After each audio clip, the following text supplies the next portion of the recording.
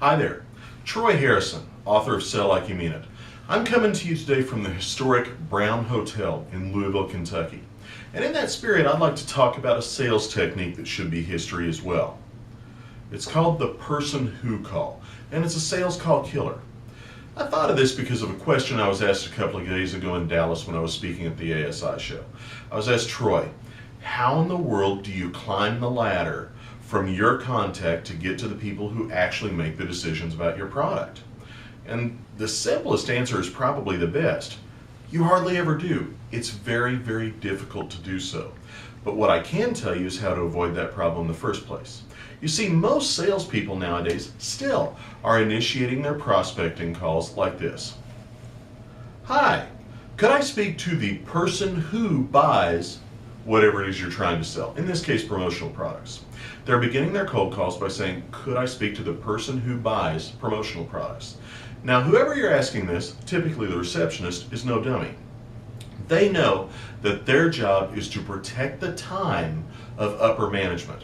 So whenever you do the person who call, they're going to send you to the absolute lowest person in the pecking order who would have anything in the world to do with whatever it is that you're trying to sell. You know what, folks? There are too many great research tools out there nowadays to be doing a person who call. A person who call just shows that you don't have your act together and you don't care enough to get your act together. Instead, use some of the research tools that are available. LinkedIn is a great tool.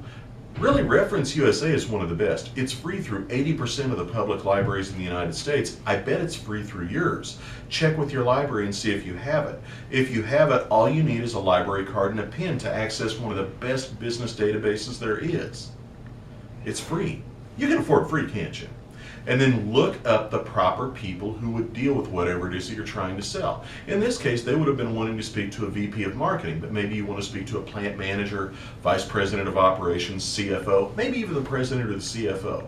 Whatever it is, look those people up and then call and ask for them by name. The dynamic of the call changes completely when you say, I'd like to speak to Bob Jones, please, instead of saying, could I speak to the person who?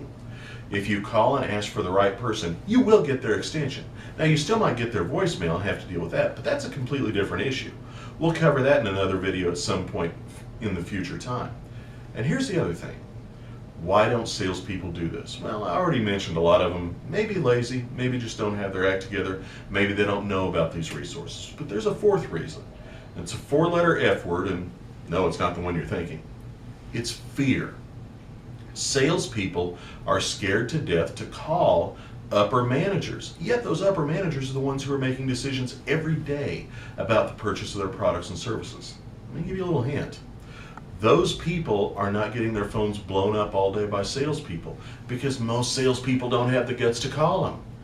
You can call them, and a lot of times they'll talk to you simply because people aren't calling them all the time. Their phone lines aren't as crowded as those lower or middle managers. So, use a good tool. Reference USA, Hoover's is another good one, Jigsaw, LinkedIn. It doesn't matter what tool you use. Use a good tool to find out who the exact person is that you want to talk to.